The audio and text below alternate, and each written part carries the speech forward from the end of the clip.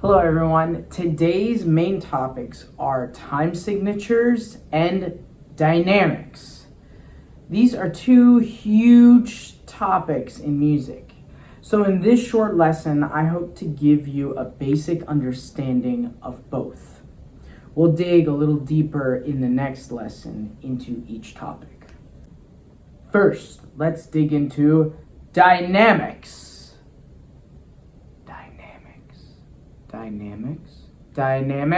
Dynamics. All right, in the corner up here, let's check out the definition of dynamics. So I looked it up and it says dynamics, a process or system characterized by constant change, activity, or progress. So that's kind of different than what we've heard in music. We know in music steady things, constants are important, like steady beat. So my question then is, why would changing dynamics be good? So let's discover that answer in our next clip. What I want you to listen for in this song called Stars and Stripes Forever is just the fact that songs can be loud, quiet, and in between at a regular, nice volume. So listen for different and changing dynamics throughout the Stars and Stripes Forever. Enjoy. Click on link 1 in the YouTube description.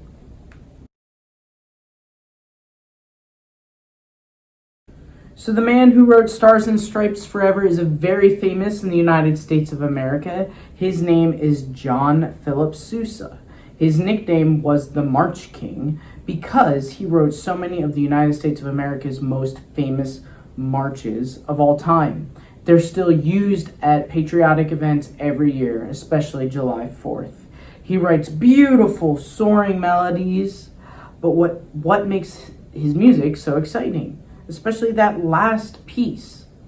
It's his change in dynamics. So at this point you're wondering, okay, get it. Dynamics, loud, quiet, in between, sudden loud, sudden quiet, sure. So now we're going to talk about the musical terms that have to do with dynamics. So you're going to see their names pop up in the corner here. And I'm going to say these terms at the dynamic level. And I want you to echo me on the cue. Let's go from quiet to loud. Here we go. Piano. Mezzo piano. Mezzo forte. Forte. One more time. Mezzo piano, mezzo forte, forte. Now let's try the same thing, only a drum roll. Piano, mezzo piano, mezzo forte, forte. One more time. Piano, mezzo piano, mezzo forte, forte. Great job. Okay, we're going to wrap up our discussion on dynamics with one more video. In this video, Quaver, a music teacher, he will actually tell you some of the proper names of dynamics I've mentioned in class. He might use some different and new ones too.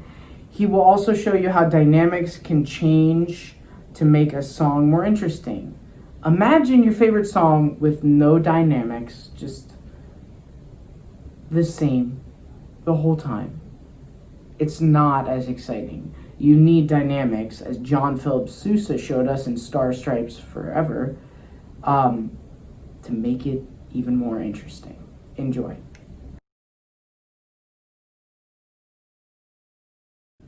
All right, great job so far today. We're going to move on to our next topic that we're going to briefly cover, and get an understanding of, and that is time signatures.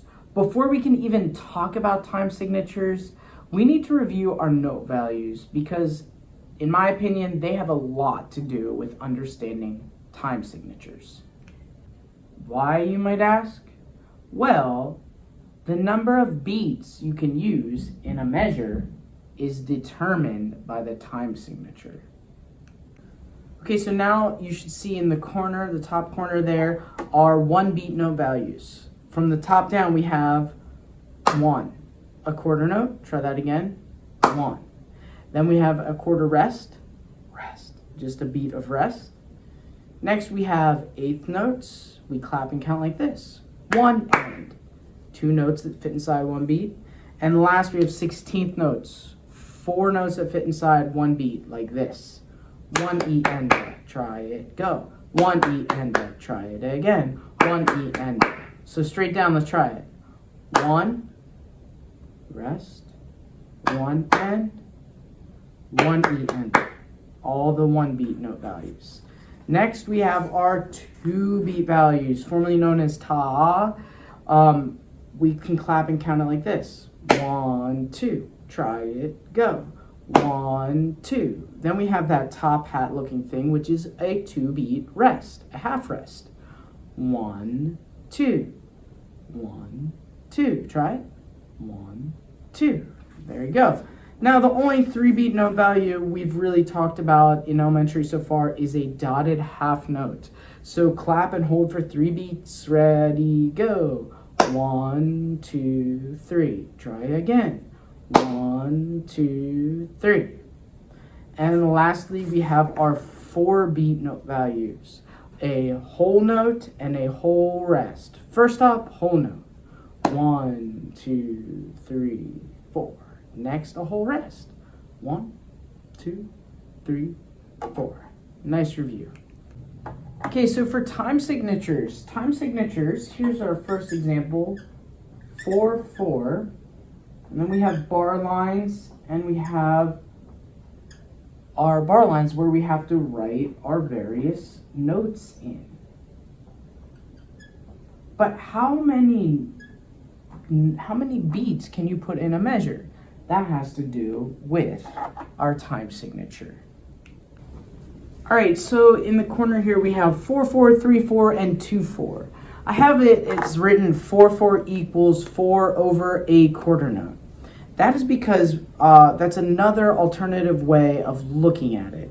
It means that you could fit 4 beats in a measure. The next one, 3, 4 equals 3 over a quarter note, means you could fit 3 quarter notes in a measure.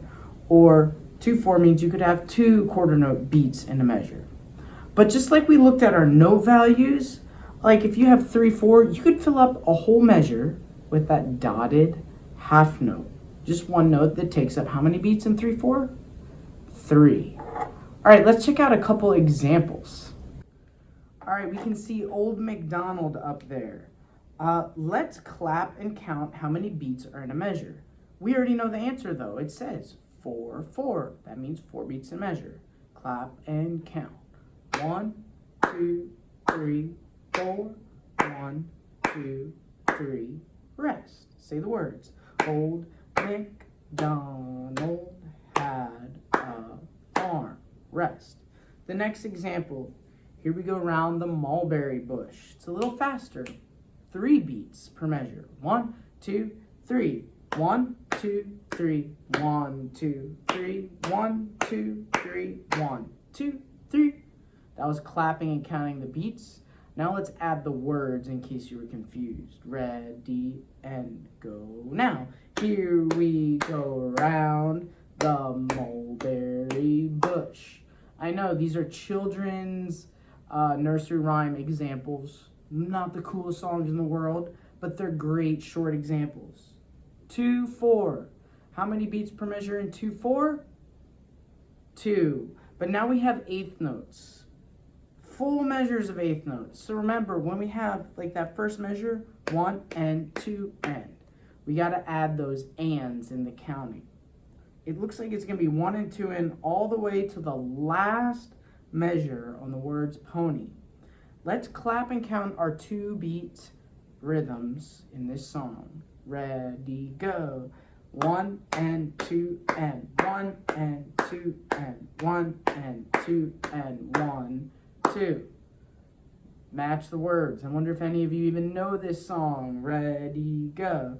Yankee Doodle went to town riding on a pony. Stuck a feather in his hat and called it macaroni. Alright guys, for our last exercise, we are going to go look at these time signatures. And we are going to put in bar lines to designate the time signature.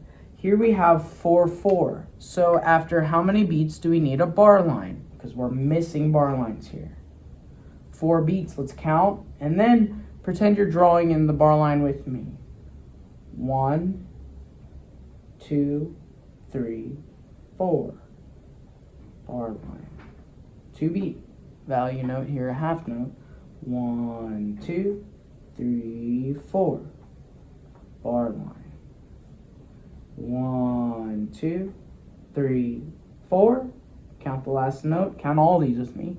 1, 2, 3, 4.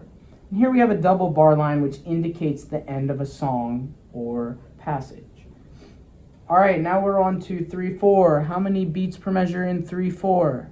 It's not a trick question. 3. Count and go.